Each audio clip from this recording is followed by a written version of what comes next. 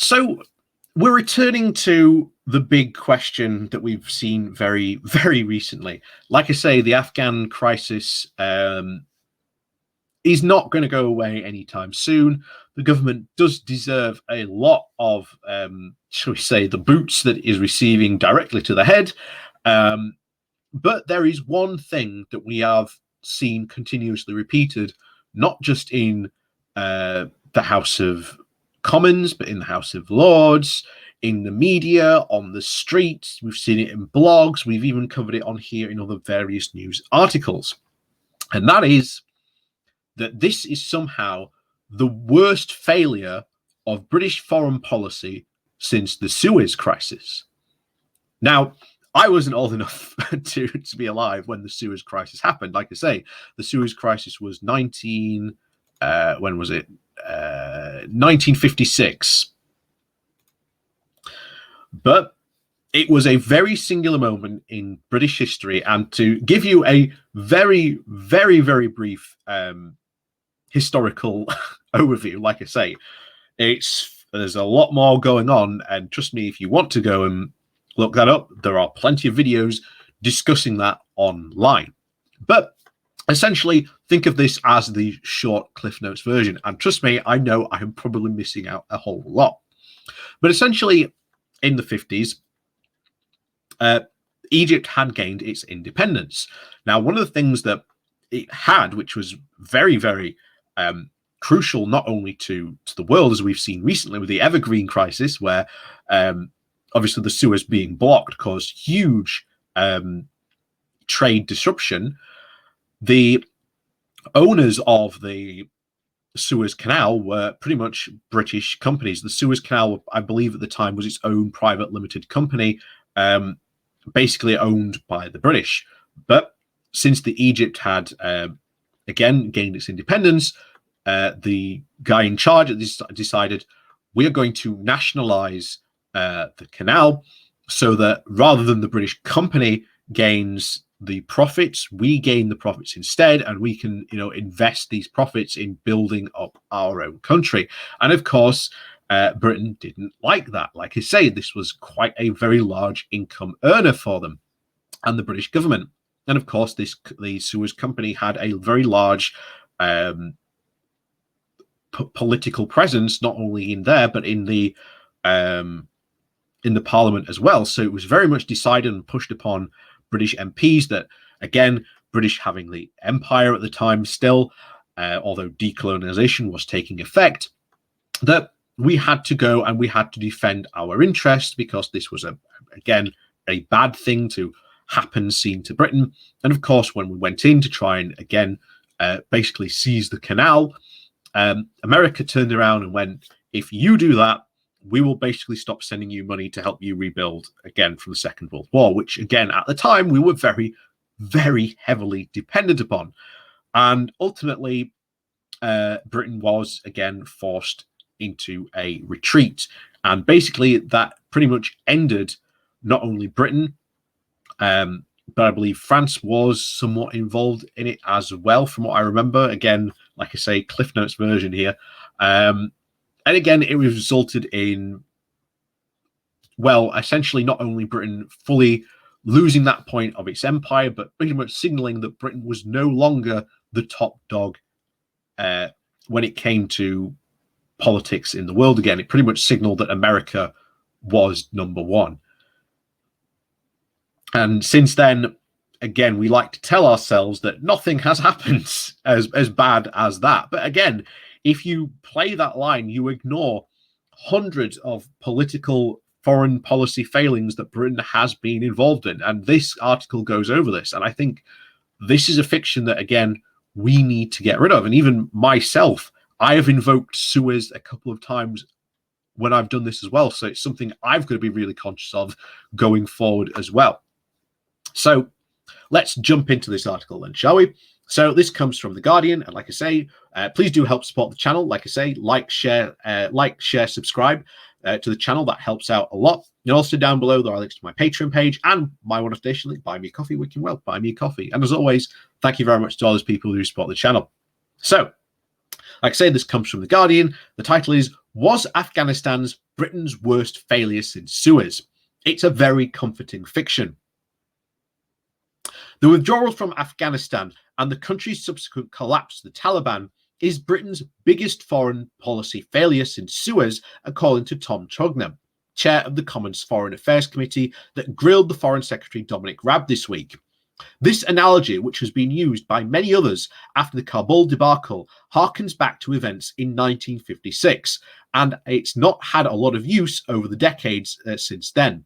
Much in the same way that we've seen this week, those who cited it see Suez as a catastrophic national humiliation, yet simultaneously they betray a certain lack of awareness about Britain's role in the world. There were Suez references in Harlesden in the late 1960s over Britain's involvement in the Biafran War. More so in 1982 when MPs debated what to do after the Argentinian president, General Galati, invaded the Falklands. And there was a huge increase after Tony Blair's decision to back the Iraq invasion in 2003, which doesn't really seem to have abated. But since then, Suez has frequently been invoked over Brexit, Joe Johnston, when he resigned as minister in November 2018 and described the lack of a favourable withdrawal as a deal as a failure of British statecraft on the scale not unseen since the Suez Crisis. The Suez Crisis occurred when Britain, France and Israel conspired to invade Egypt after its leader Gamal Abdel Nasser nationalised the Suez Canal, which was owned by British and French shareholders. But both the US and the Soviet Union objected strongly to the invasion. So, despite their military victory, the invading countries were internationally condemned and politically defeated. Suez can be invoked in all sorts of ways. When Boris Johnson was forced to impose his second lockdown last October, one Tory MP fumed that this could be his Suez.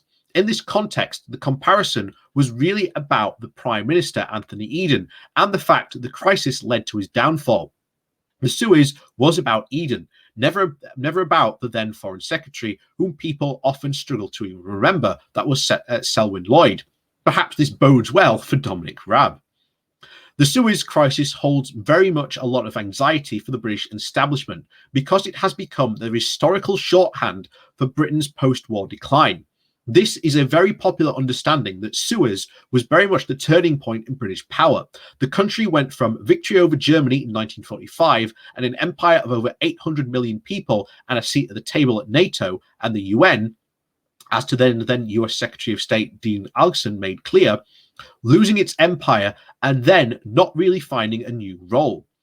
Suez is seen as a key point in British imperial decline because the canal was such an important piece of imperial infrastructure, allowing transit from Britain to India without navigating the Cape of Good Hope, and partly because British people's understanding of imperial history is somewhat hazy.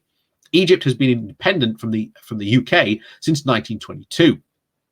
In reality, the anti-colonialism had been developing as a movement for a very long time as the empire had existed. The Indian subcontinent had become independent after the Second World War, and Britain's very still clung on, often violently, to its colonies around the world well into the 1960s. Suez was not the turning point yet people imagine. Yeah, Suez is traumatic as a moment when Britain was forced to accept that it was not as powerful as it once had been. In simple terms, the nation was forced to choose between its empire and its relationship with the US. It tries to choose the former, but was forcibly reminded that the latter held all the cards. The US at the time, led by President Eisenhower, threatened to destroy the British economy by selling the American-held sterling bonds. But despite the sense that Suez had badly damaged the Anglo-American special relationship, it in reality bounced back in the 1960s and 80s, and the British were able to resist American pressure on other contexts, such as the repeated refusal to commit British troops to the Vietnam War. British acquiescence to the Iraq War invasion was not historically determined by Suez. Perhaps the most alarming aspect of the Suez Crisis for the British establishment is a hazier sense of lost honour. Ahead of the invasion, Britain held secretly conducted in the Protocol of Suez, in which France and Israel and the men at the top were shown to be charlatans and frauds. Although the Labour leader, Hugh Gaskell, opposed the military intervention, Eden's resignations had only really become inevitable once it was apparent that he had misled Parliament about the road to war. It was the underhand nature of the invasion that destroyed his reputation. Similarly, the American government was furious with the British Party because their actions had made it harder to condemn the Soviet invasion of Hungary around the same time. That sense that Britain had once been an honourable nation led by honourable men was not only undermined by Suez, and it had its very much in its appeal.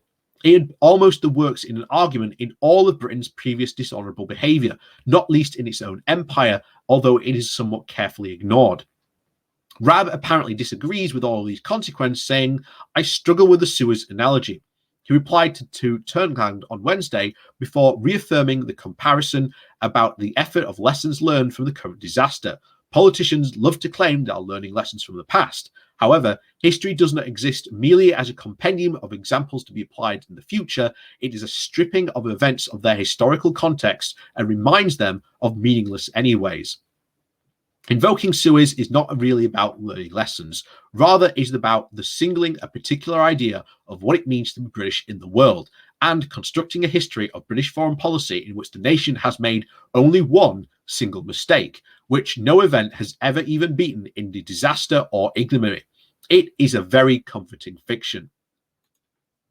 And that is how a lot of people remember Suez today. And like I say, it gets called in all the time. And now you see, like I say, the larger context around the Suez crisis. And it becomes, I think, more important to understand that going forward from a foreign policy point of view, especially Britain's foreign policy view going forward.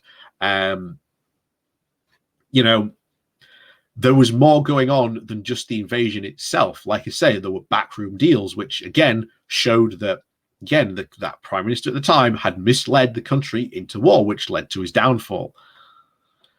Again, very similar comparables maybe to Tony Blair, but of course, again, that was not technically his downfall. Like I say, Tony Blair was there for long after. But there you go. So as always, thank you very much for watching. Please do remember to hit that like, share, and subscribe button. And of course, down below, there are links to my Patreon page, as well as a one-off donation link called Buy Me Coffee, where you can buy me coffee. And as always, thank you very much for watching. I'll see you all